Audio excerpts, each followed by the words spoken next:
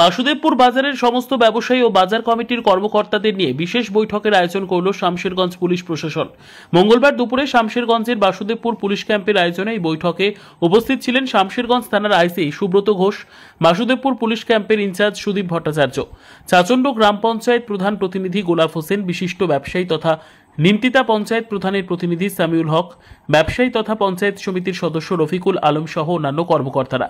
এদিন বাসুদেবপুর বাজারের নিরাপত্তার স্বার্থে সিসিটিভির বন্দোবস্ত করা সহ নানাবিধ বিষয় তুলে ধরা হয় ব্যবসায়ীদের মাঝে।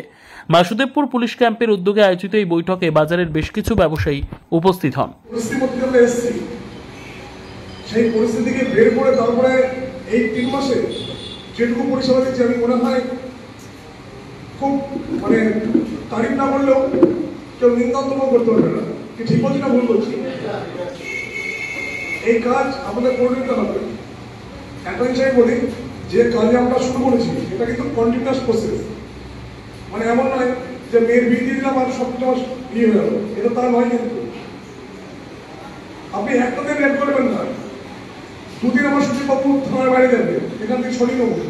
2 দিন পরে যে যেখানে যাচ্ছিল রাস্তায় গান নিয়ে বসবে, রাস্তায় মদ দিয়ে বসবে, স্কুলে মাসে মদ দিয়ে বসবে, 2 দিন পরে শুরু করে দেবে। দেবে না? তাই হচ্ছে কন্টিনিউয়াস প্রসেস। এই যে অবজারভেন্সটা, যে ভিজিলেন্সটা, এই নোটিশটা কিন্তু আপনাদের এবং আমাদের উভয়ের চোখ থেকে দেখতে হবে।